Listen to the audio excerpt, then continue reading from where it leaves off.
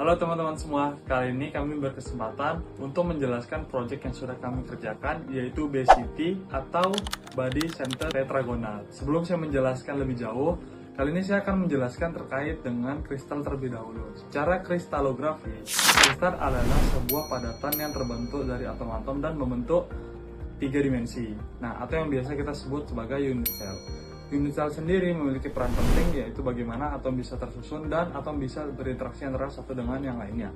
Nah, kemudian untuk BCT tadi memiliki banyak sistem kristal. Nah, mungkin saya akan menjelaskan terlebih dahulu sistem kristal.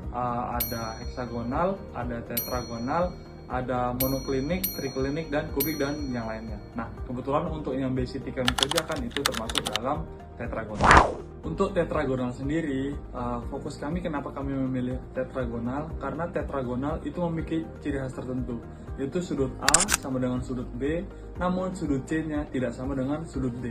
Tapi semua sudut berbentuk 90 derajat sehingga membentuk prisma persegi panjang. Tetragonal sendiri memiliki dua fokus, yaitu simple tetragonal dan BCT yang kami gunakan, sehingga BCT ini menjadi fokus utama kami.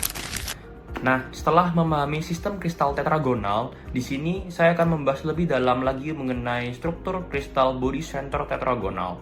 Struktur ini pada dasarnya dapat dilihat sebagai bentuk BCC yang mengalami distorsi. Dalam keadaan BCC, unit selnya berbentuk kubus. Namun ketika terjadi distorsi pada salah satu sumbu kisi, bentuknya berubah menjadi prisma tetragonal.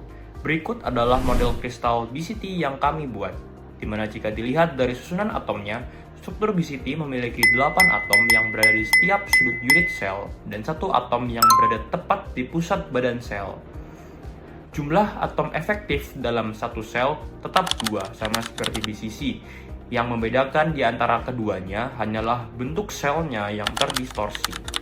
Distorsi ini dapat muncul karena berbagai kondisi, seperti pendinginan cepat, masuknya atom interstisial seperti karbon, atau perubahan energi dalam struktur kristal.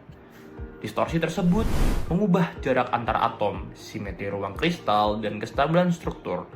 Meskipun terlihat sangat sederhana, efeknya terlihat pada sifat material yang sangat signifikan, sehingga struktur BCT menjadi salah satu struktur penting dalam rekayasa material, terutama baja Metternich.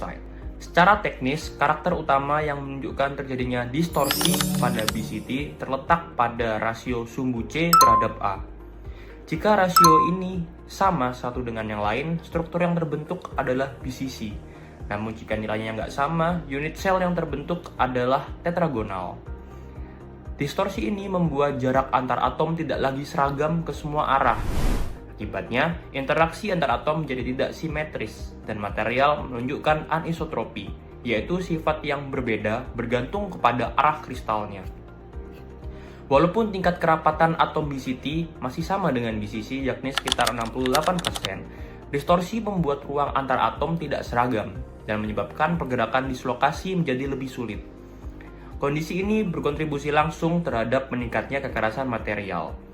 Secara geometris, hubungan diagonal ruang pada unit sel BCT dijelaskan melalui persamaan akar dari A kuadrat ditambah A kuadrat ditambah C kuadrat sama dengan 4R, yang menunjukkan bahwa distorsi pada sumbu C turut mempengaruhi jarak antar atom di dalam unit sel.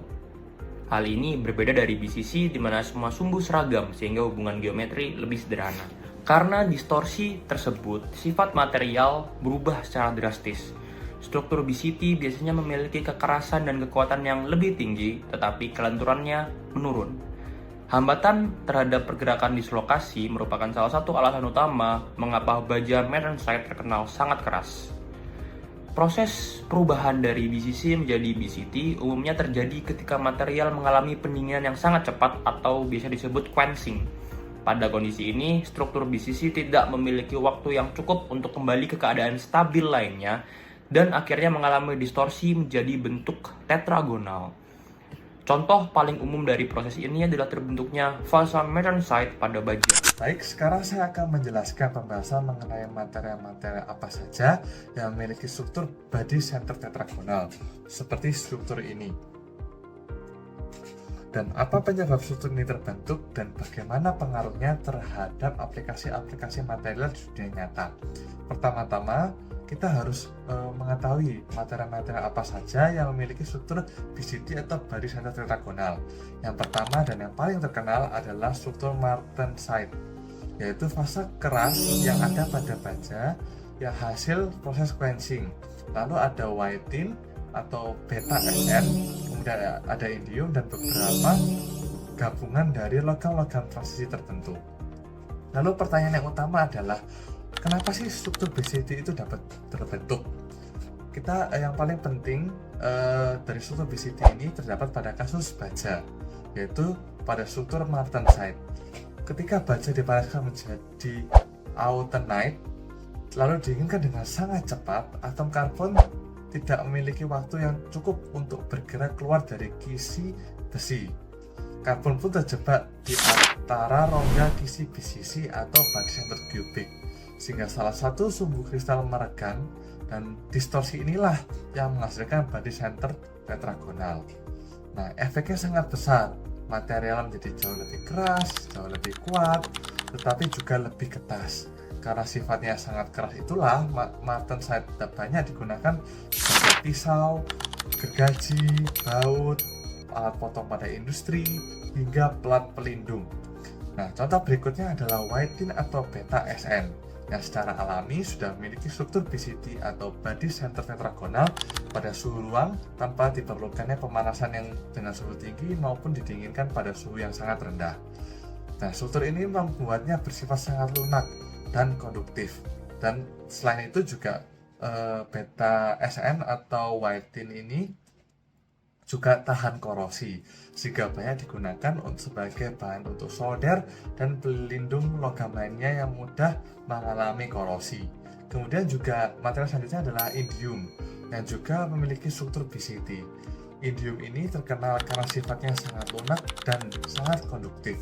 Material ini banyak dipakai pada layar touchscreen, panel LCD, sensor optik, dan berbagai perangkat elektronik modern yang hingga sekarang kita banyak gunakan. Jadi dapat kita lihat bahwa struktur BCD ini bukan hanya fenomena kristalografi, tapi benar-benar menentukan fungsi material dalam berbagai industri, mulai dari teknik permesinan, manufaktur alat potong, hingga alat elektronik dan optoelektronik yang sering kita gunakan pada dunia saat ini. Dapat kita simpulkan bahwa struktur body center tetragonal merupakan bentuk distorsi dari BCC atau body center cubic. Meskipun perubahan yang terjadi hanya pada panjang sumbu kisi, efeknya terhadap sifat material itu sangat besar. Struktur ini membuat material menjadi lebih keras, lebih kuat, tapi juga lebih ketas, seperti yang kita lihat pada material martensite.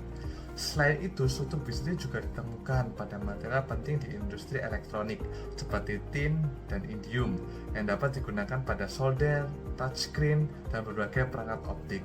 Dengan memahami bagaimana distorsi kecil pada tingkat atom dapat mengubah sifat makro suatu material, kita dapat merancang suatu material dengan performa yang dibutuhkan manusia pada saat ini. Terima kasih telah menyimak presentasi kami dan mohon maaf jika ada salah kata. Terima kasih.